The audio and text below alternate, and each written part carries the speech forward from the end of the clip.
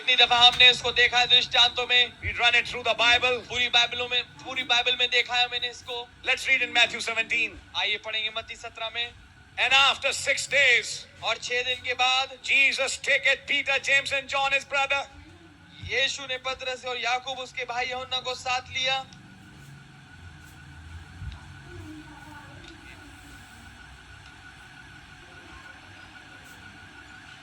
What would be after 6 days?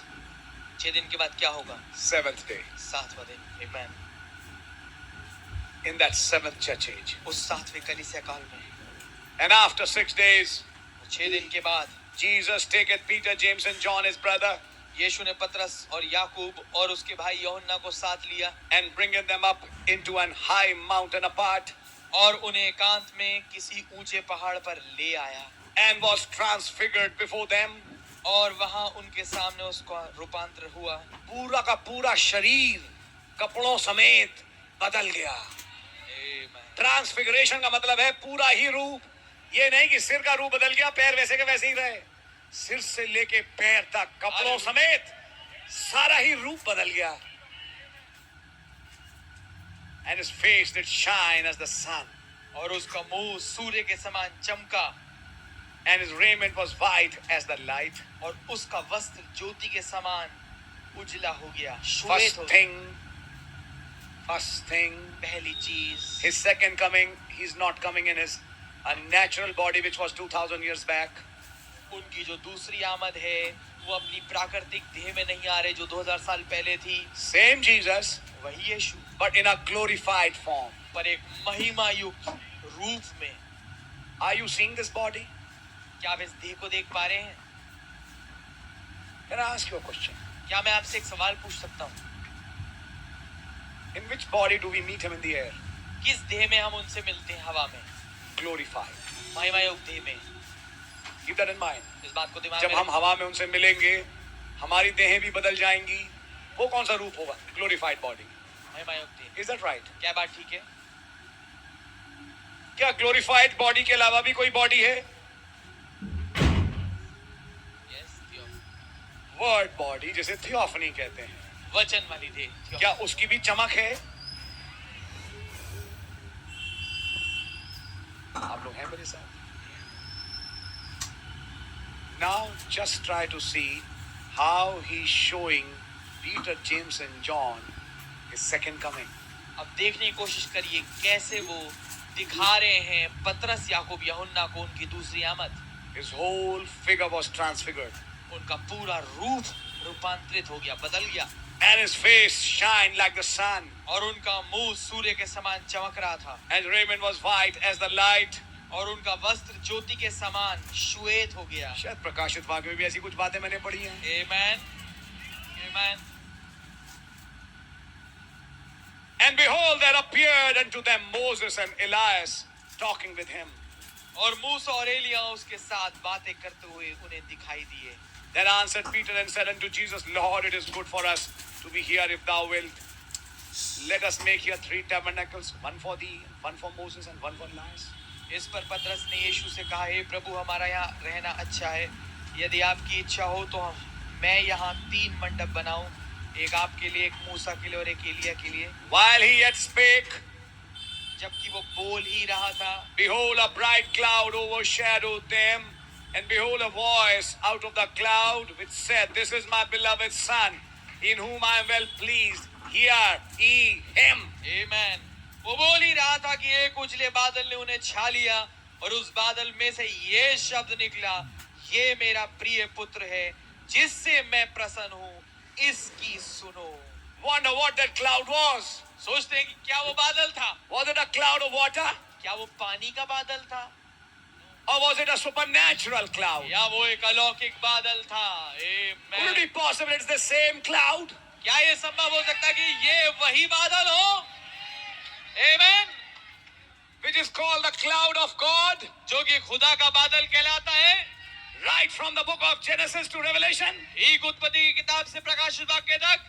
कितनी दफा हमने इसको देखा है दृष्टांतों में. We run it through the Bible. पूरी बाइबल में देखा है मैंने इसको. Let's read in Matthew 17. आइए पढ़ेंगे मत्ती 17 में. And after 6 days, और 6 दिन के बाद Jesus taketh Peter, James, and John, his brother, यीशु ने पतरस और याकूब उसके भाई यूहन्ना को साथ लिया।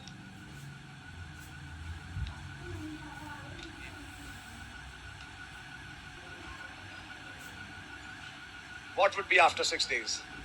6 दिन के बाद क्या होगा? 7th day. 7वां दिन। आमीन। In that 7th church age. उस 7वें कलीसिया काल में। And after 6 days, 6 दिन के बाद Jesus taketh Peter, James, and John, his brother, यीशु ने पतरस और याकूब और उसके भाई यूहन्ना को साथ लिया and bringeth them up into an high mountain apart, और उन्हें एकांत में किसी ऊंचे पहाड़ पर ले आया and was transfigured before them. और वहां उनके सामने उसका रूपांतर हुआ। पूरा का पूरा शरीर कपड़ों समेत बदल गया। आमीन। ट्रांसफिगरेशन का मतलब है पूरा ही रूप। ये नहीं कि सिर का रूप बदल गया, पैर वैसे के वैसे ही रहे। सिर से लेके पैर तक कपड़ों समेत सारा ही रूप बदल गया। And his face did shine as the sun, और उसका मुंह सूर्य के समान चमका and his raiment was white as the light. और उसका वस्त्र ज्योति के समान उजला हो गया, First श्वेत हो गया।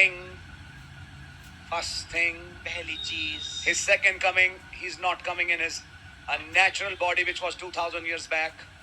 उनकी जो दूसरी आमद है वो अपनी प्राकृतिक देह में नहीं आ रहे जो 2000 साल पहले थी। Same Jesus, वही यीशु, but in a glorified form. पर एक महिमा युक्त रूप में।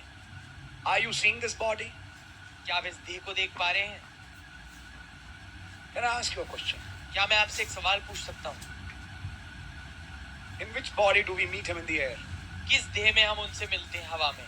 Glorified. महिमा युक्त देह में। Keep that in mind. इस बात को दिमाग जब में हम हवा में उनसे मिलेंगे, हमारी देहें भी बदल जाएंगी। वो कौन सा रूप होगा? Glorified body. महिमा युक्त देह। Is that right? क्या बात ठीक है? क्या glorified body के अलावा भी कोई body है? Yes, थियो। Word body, जिसे theophany कहते हैं। वचन वाली देह। थियो। क्या उसकी भी चमक है? आप लोग हैं मेरे साथ? Now just try to see how he's showing Peter, James, and John his second coming. अब देखने की कोशिश करिए कैसे वो दिखा रहे हैं पतरस, याकूब, यूहन्ना को उनकी दूसरी आमद। His whole figure was transfigured, उनका पूरा रूप रूपांतरित हो गया, बदल गया, and his face shined like the sun, और उनका मुंह सूर्य के समान चमक रहा था, and raiment was white as the light. और उनका वस्त्र ज्योति के समान श्वेत हो गया। शायद प्रकाशित वाक्य में भी ऐसी कुछ बातें मैंने पढ़ी हैं। आमीन, आमीन।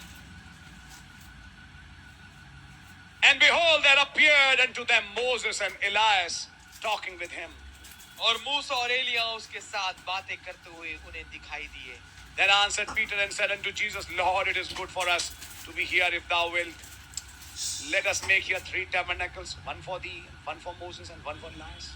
इस पर पतरस ने यीशु से कहा, हे प्रभु, हमारा यहाँ रहना अच्छा है। यदि आपकी इच्छा हो तो मैं यहाँ 3 मंडप बनाऊं, एक आपके लिए, एक मूसा के लिए और एक एलिया के लिए। While he yet spake, जबकि वो बोल ही रहा था, behold, a bright cloud overshadowed them, and behold, a voice out of the cloud which said, This is my beloved Son, in whom I am well pleased. Hear ye him. आमीन। वो बोल ही रहा था कि एक उजले बादल ने उन्हें छा लिया और उस बादल में से ये शब्द निकला, ये मेरा प्रिय पुत्र है जिससे मैं प्रसन्न हूँ, इसकी सुनो। Wonder what that cloud was. सोचते हैं कि क्या वो बादल था? Was it a cloud of water? क्या वो पानी का बादल था? Or was it a supernatural cloud? या वो एक अलौकिक बादल था? Could it be आमीन। possible it's the same cloud? क्या ये संभव हो सकता है कि ये वही बादल हो? आमीन। Which is called the cloud of God, जो कि खुदा का बादल कहलाता है। right from the book of Genesis to Revelation. एक उत्पत्ति की किताब से प्रकाशित वाक्य तक